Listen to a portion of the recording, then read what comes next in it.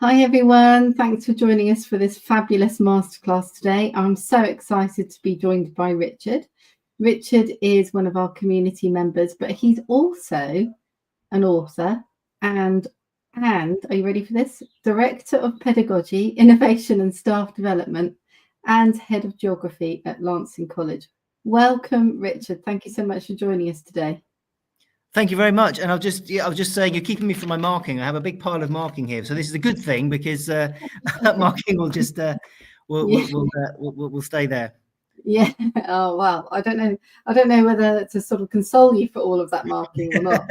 I used to have moments when I used to enjoy it, and then at other moments when I think, oh, I've got so much to do, and it used to be overwhelming. So it's a mixed bag marking, isn't it? So yeah, no, it's really exciting to have you here. It's very exciting to have an author within the community. And today you're going to be talking about something really topical because obviously we've got the curriculum review coming through. We're waiting to find out all about that more soon. And you're going to talk about your book, which is called What Are We Teaching? Powerful Knowledge and a Capabilities Curriculum. Yeah, I'm really looking forward to it. Lovely. Thanks very much. Well, thank you. Hello. It's lovely to be here. Thank you for having me. I do want to have a bit of a provocation. So I want to try and throw some ideas out. It sounds like my book was timed beautifully to coincide with the curriculum review. That was accidental, but actually in some ways, I think quite fortuitous. This is the book published by Crown House. And I'm very pleased to say that Crown House have very kindly said that members of this community can have a 25% discount off the book. So if you would like to buy a copy of it, if you like what you hear or you want to explore it more this afternoon, please do. Or if that QR code doesn't work, then just go onto the Crown House Publishing website.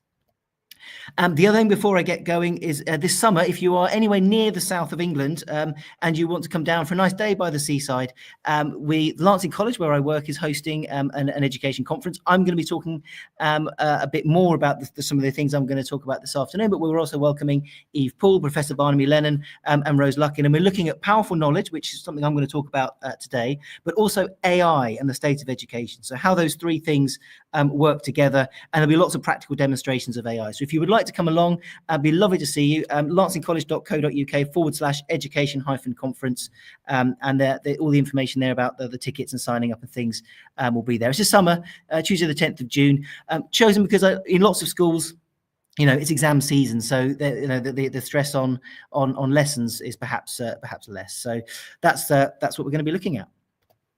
Okay, on to what I'm actually here for. Some thoughts on curriculum. So I'm a teacher. I work in schools. I run the teaching and learning here in Lancing College, big boarding school down on the south coast. But I also did a PhD whilst I was teaching, and my PhD is all around curriculum. Now, my initial research was about curriculum in geography, in school geography. My latest book actually broadens that out to look at the whole school curriculum. So I thought I would start with, as I said, some provocations. So some thoughts on curriculum.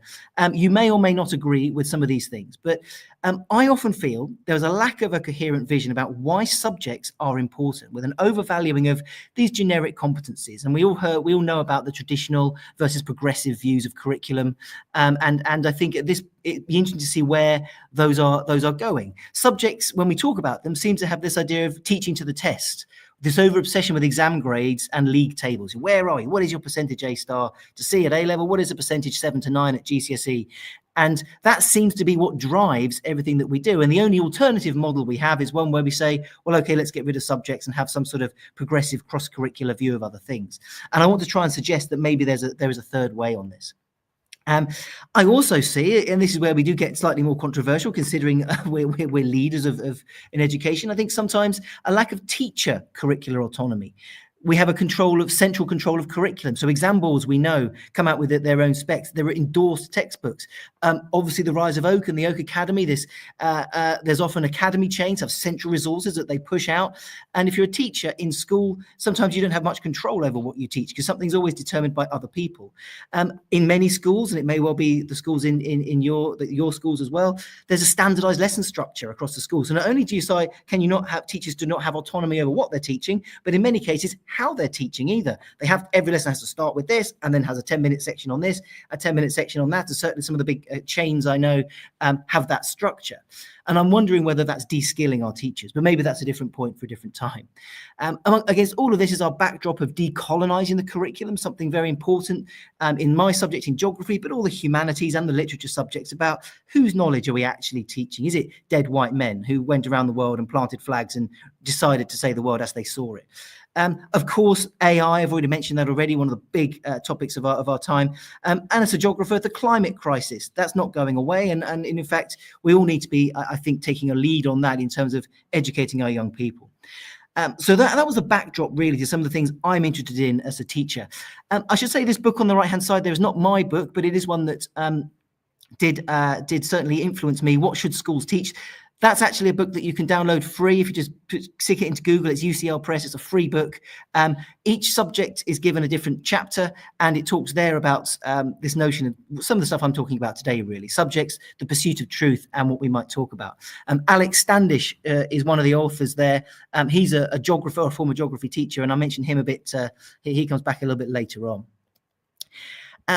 So this is where I'm going to put my first provocation out to you. So I think we know about the traditional versus progressive debate. The traditional view of curriculum, that idea of tables in rows, chairs, that traditional structure is very knowledge-based. It's very much factual recall. Versus that progressive debate, we might break down subject boundaries, have much more child-centered view on things. And in my book here, that's my book, I talk about these different ideologies. There's more than just this trad versus prog debate.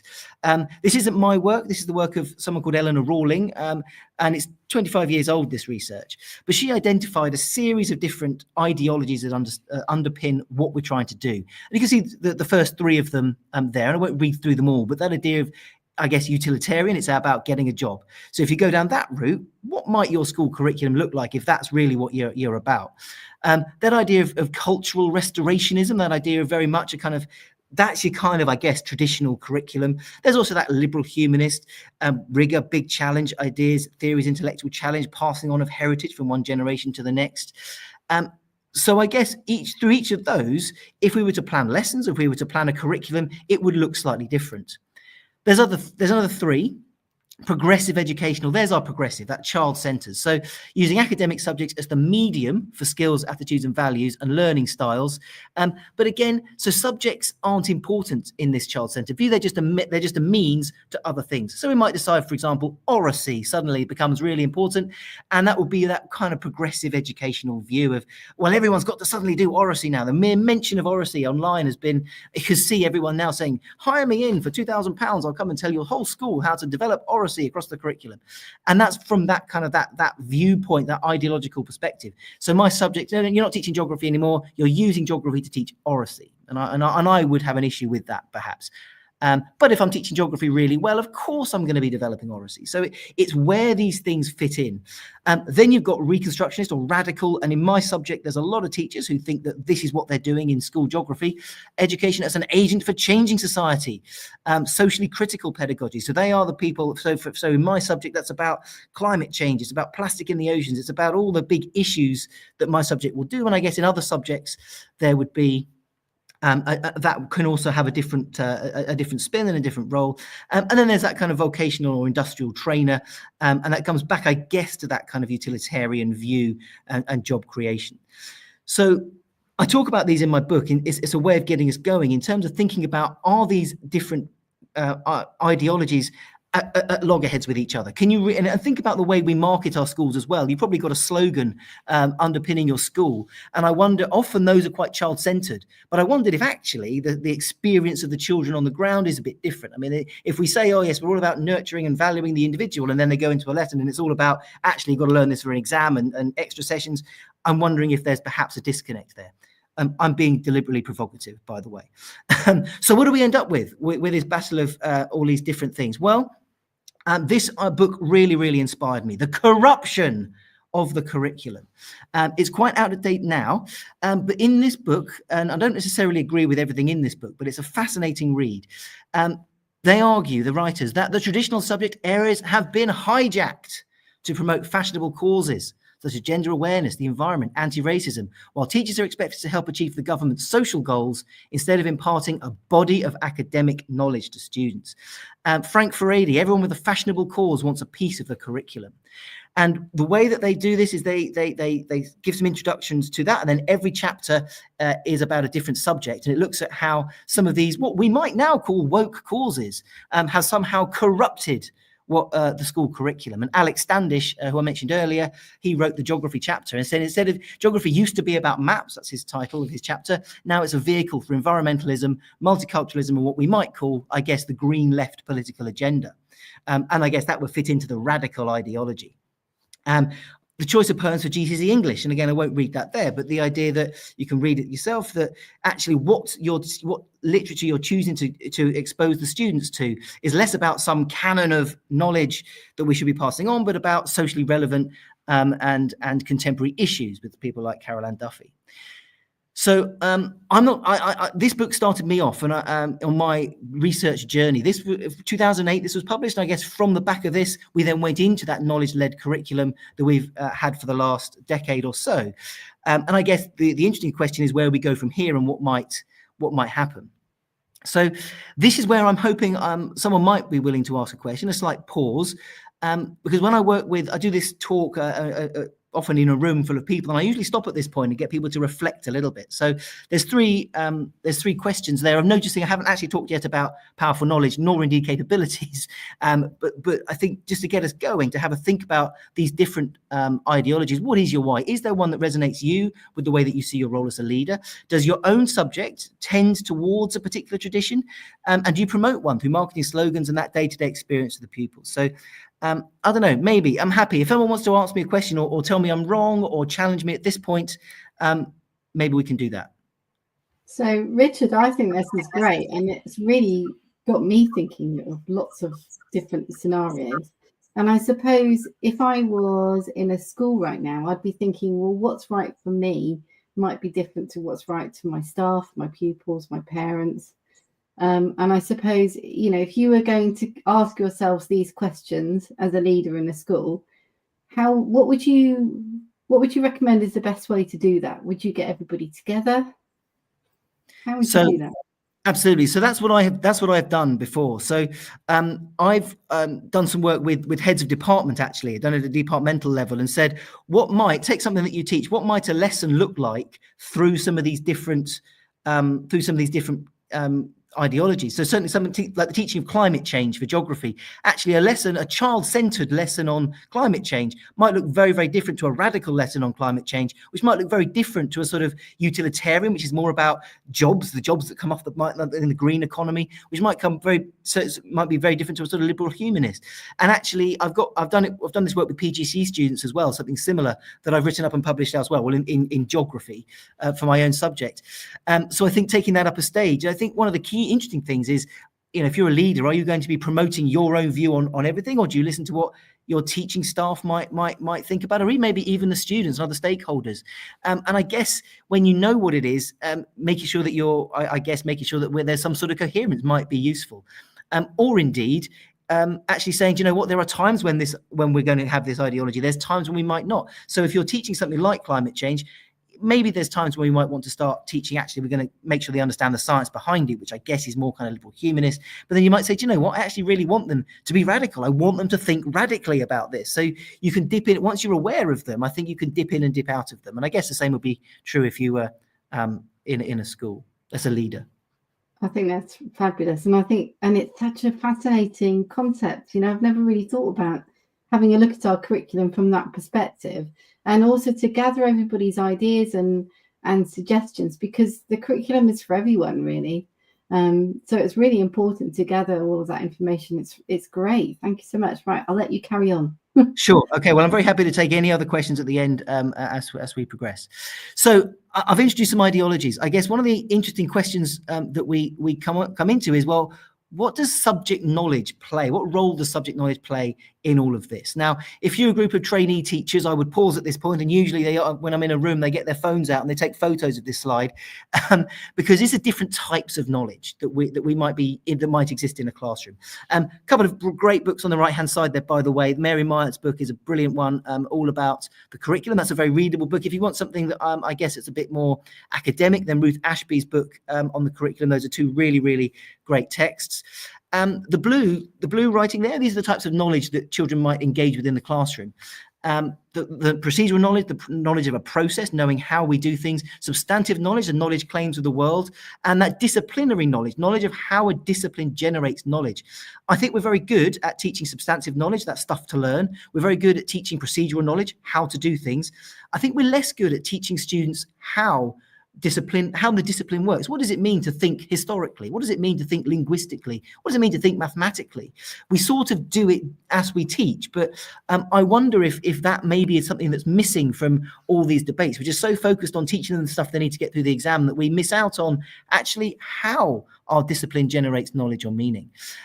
Different subjects, of course, work in different ways. Some subjects have much more procedural knowledge. So I'm thinking about your more perhaps skills-based subjects, so literature, knowing how to deconstruct a poem, or knowing how to use sentence structure in a language, or art, I guess, is much more procedural knowledge.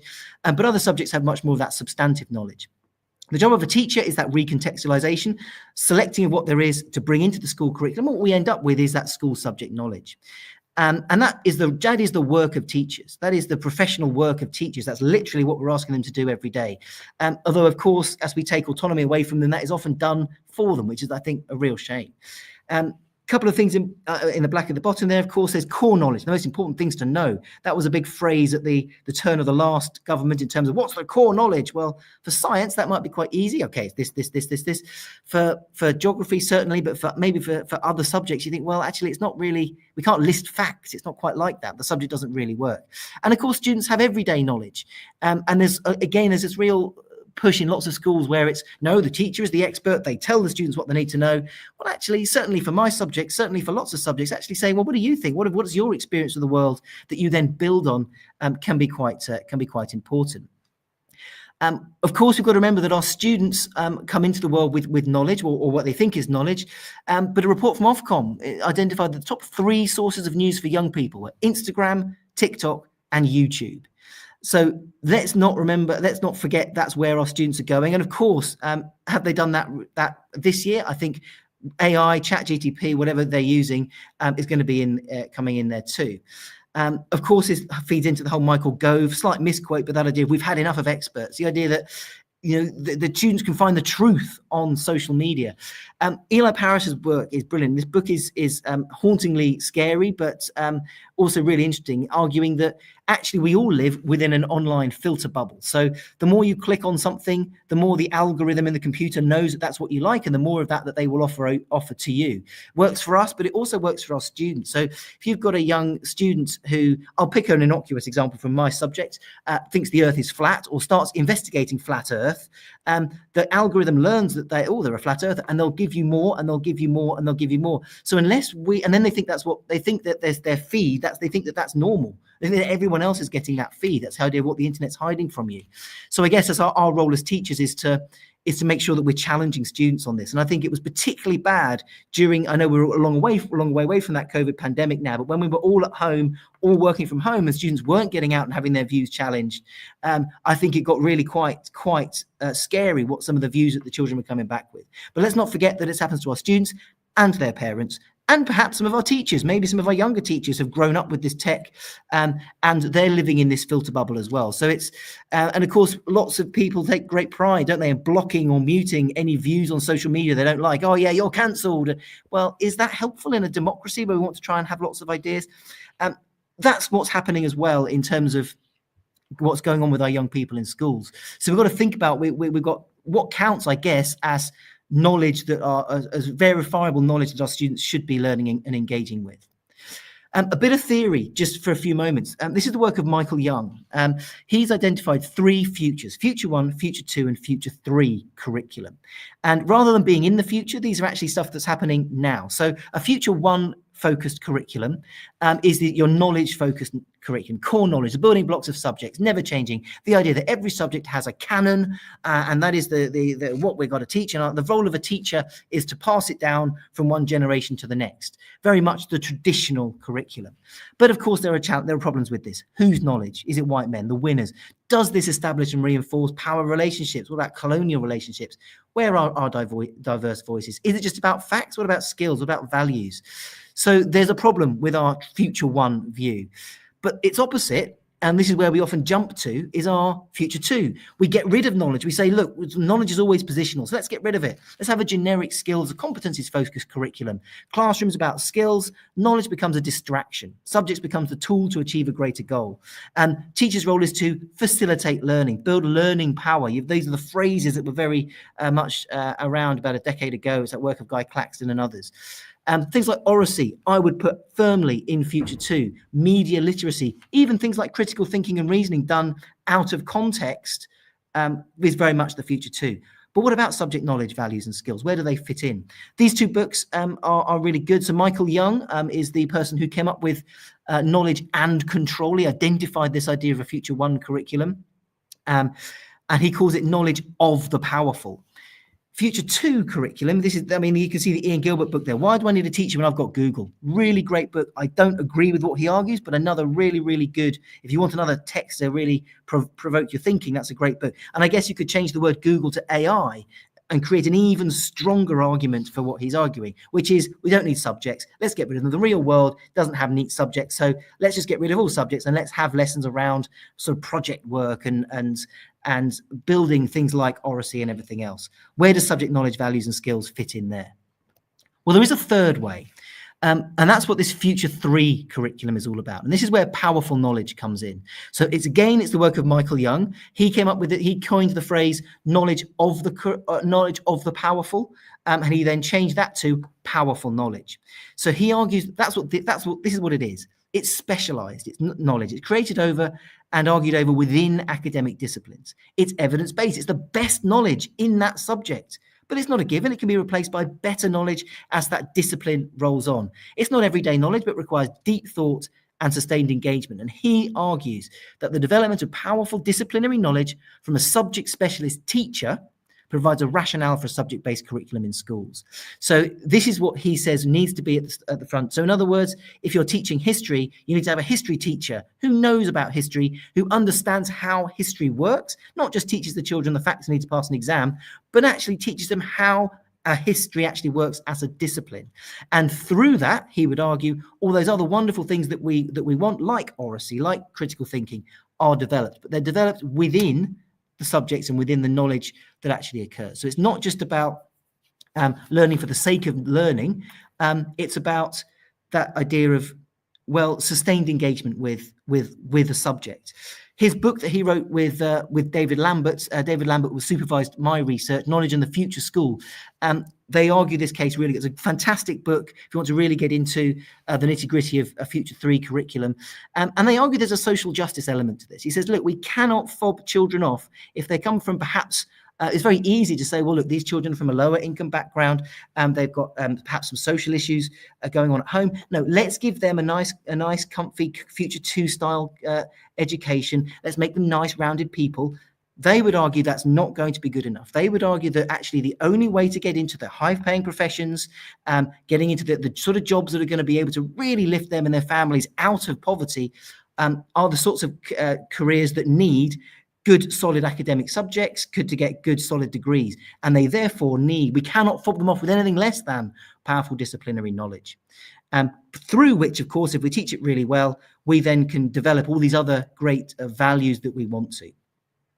So my book set out to explore what powerful knowledge might look like in different subjects. My own research, my doctoral research, looked at it in school geography, which took quite a while to actually get to the heart of it. My book then looks at it in terms of other subjects. So I've picked one subject, which is art. So what I did in my book, and this, again, there is my book, is I worked in 3 different schools. And I had their whole of their teaching staff in front of me, sat on different tables in each of their departments. The art teachers sat together, the French or the languages teachers sat together. And I said, okay, what makes your subject a powerful knowledge for young people? So I didn't want them to just list a list of facts. I said, no, let's imagine the exam. We know they need to pass an exam, but let's think really about what is it that they get out of studying your subject that they don't get in any other subject. Let's think about the real rationale behind why you have a place in a curriculum. Because let's remember, there are lots of voices who say, no, let's get rid of subjects. So this is about trying to provide that. There was a real push to try and get those statements of intent for each subject. I think this goes slightly deeper than that. This is about fundamentally, what is your subject doing? But you will see, and art is, I think, particularly stark here. School A, School B, School C, the art teachers actually express their subject, the value of their subject in a curriculum in different ways. And I think that's quite fascinating. So you'll see at School C, for example, art is a reflection of life, therefore it's everything. It's cross-curricular. Development of skills and techniques through creative activity and visual arts.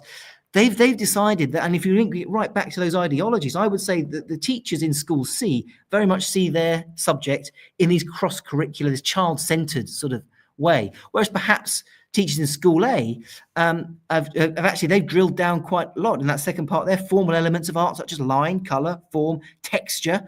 They've drilled down. They said, no, there is this kind of knowledge basis that's quite important for art. Clearly a different sort of ideological perspective perhaps coming through there. And lots of school subjects, when I looked at School A, School B, School C, came out with that. Even though they're teaching the same subject in different schools, the basis of what they think their subject's about is different. So what I do in my book, in each of the second half of my book, each subject area, or each kind of, I guess, broad areas of humanities, sciences, PE and sport, languages, they all get this treatment. So I present the data from the voices of 200 teachers, and I say, what makes your subject a powerful knowledge for young people? I put what they say, I reflect on it, and then I attempt to try and pull it all together. And I also base it on some of the literature that there is as well. So this is what I said, actually, art is about. This is my view on why art is a powerful knowledge for young people. Bear in mind, I'm not an art teacher. I'm not an artist. I'm a geographer. But this is what I've got through the reading. Again, I'm not going to read through all of this, but you can see what I've tried to do there is to take the best of what the teachers have said from those three schools, but also the best of what others have written about school art. And I think if you read some of those things, you'll see we're a long way here from oracy. We're a long way from I don't know, just generic creativity. We've drilled, important though those two things are, I've tried to drill down and say, look, that idea of art is created, how it's influenced the nature, how art itself has influenced the culture around it. Great works of art from the past and present from around the world. That's that idea that there is a sort of canon, but it's not just about that. It's about to able to evoke and provoke a reaction from those who create it. And so that's about that child-centered perhaps coming through. So I've tried to combine different ideologies and different perspectives. And the reference to DT, I put DT in the creative arts chapter, much, I guess, to the frustration of DT teachers, but I couldn't think of where else to put it. So I've done that with all the different subjects in the curriculum. What's interesting is that when I then looked at all of the subjects, what came out of it was this idea of capabilities. And this is my last big idea that I'm going to engage with this afternoon, before I'm very happy to take thoughts, comments, questions. And this idea of capabilities comes from the work of Amartya Sen. So he was an economist. He actually won the Nobel Prize for economics. And he says, look, rather than judging how developed a country is based on its GDP, let's look at what development has afforded those people living in those countries, the freedoms they have to live life in the way that they choose. Now, he doesn't specify what that is, what the way that we choose is. He says, no, that's not for me to do. It's the basic idea that I want. It's up to societies to decide on what they want. But it's that idea of development as freedom. What freedoms does a country have for its people? And when you do that, the GDP list changes, because actually if you're in a country where perhaps, let's say, women's rights are perhaps suppressed in other countries, he would argue, well then how can they truly be free? How can they truly call themselves a developed country? You can come up with a similar thing for LGBT rights. You can come up with a similar thing for children's rights and all sorts of other areas. And it's easy to see how we can translate those ideas into educational settings. So rather than judging the success of education based on how many top grades a student gets, let's look at how the knowledge they have has given them to people capabilities to think in new ways. I guess real freedoms to live life in the real world. And I've come up with capabilities associated with making sense of themselves and the world. Capabilities associated with different claims to truth. What is true? What is not true? Capabilities associated with critical thinking.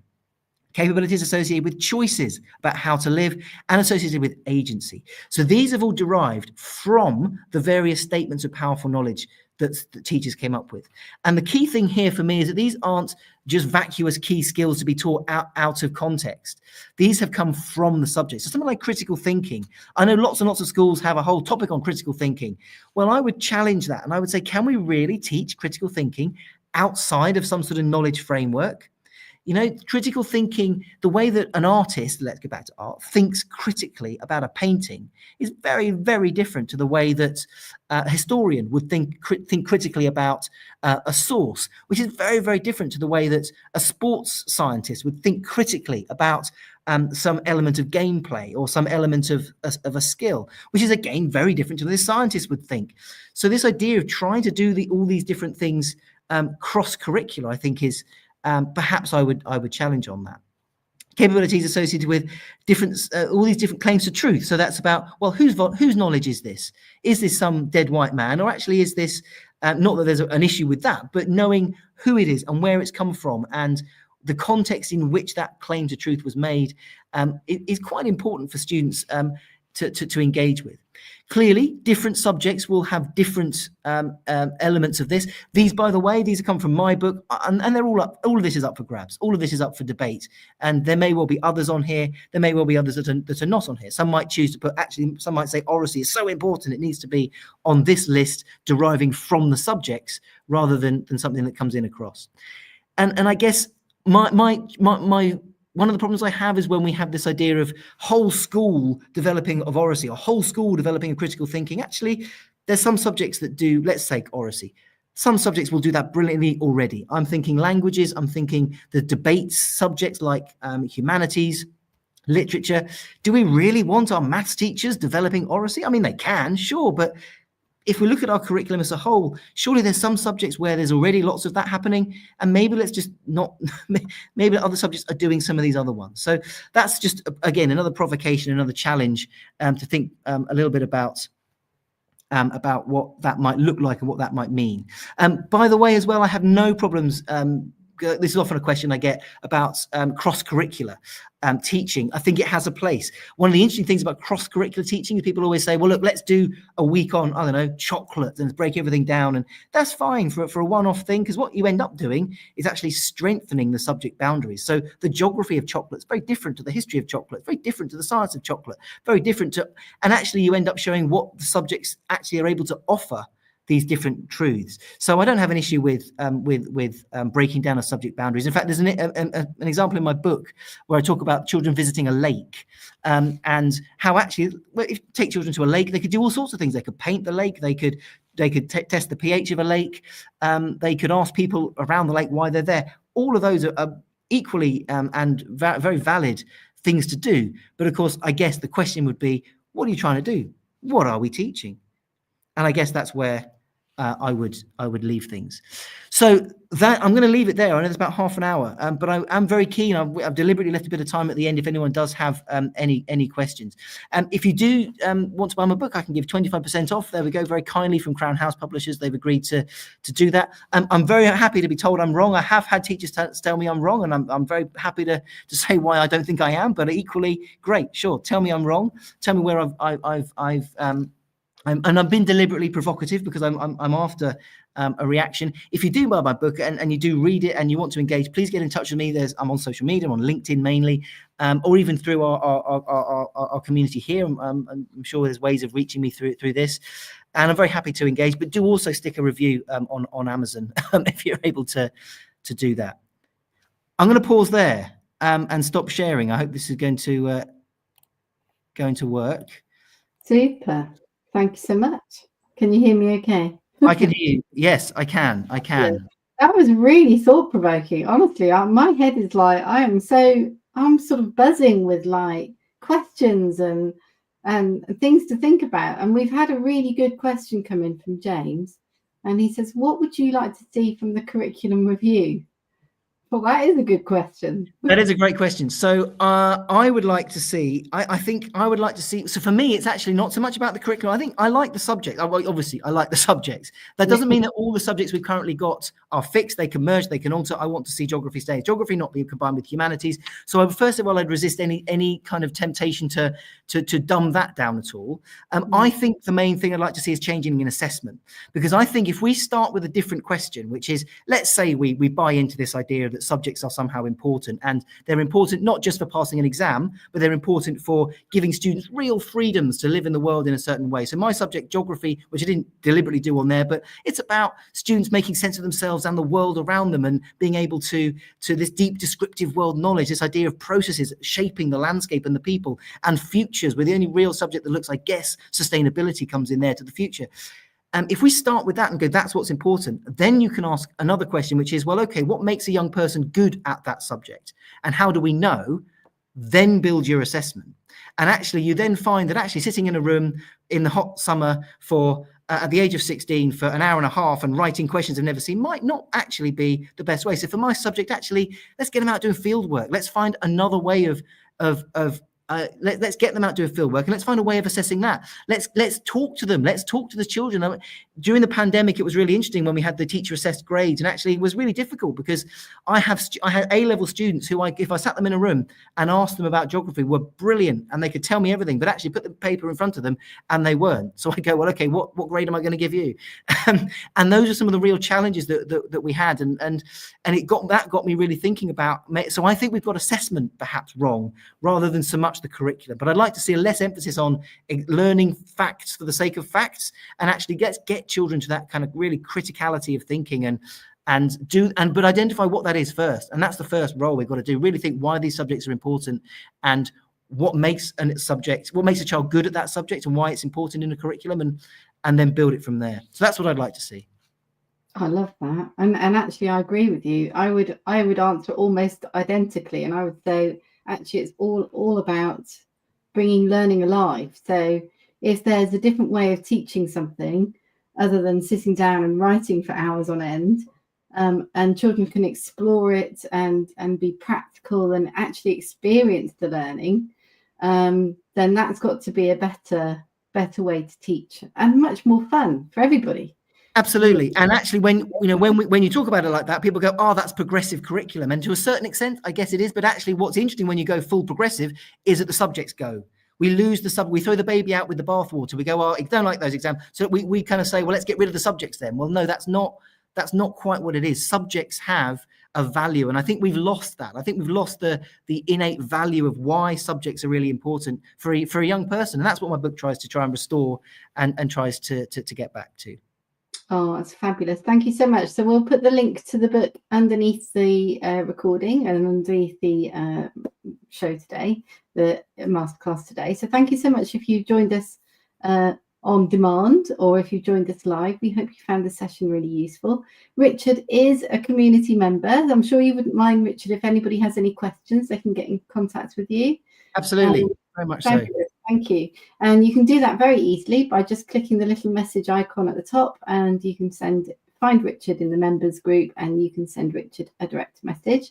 So I'll put the code for the discount code for the book and the book link in the community, so you'll be able to order it online. It sounds really interesting, Richard. I think you've done brilliantly, and congratulations on your book. And we've had some lovely feedback already, saying thank you so much. It's been a very informative session. Thank you. Lovely.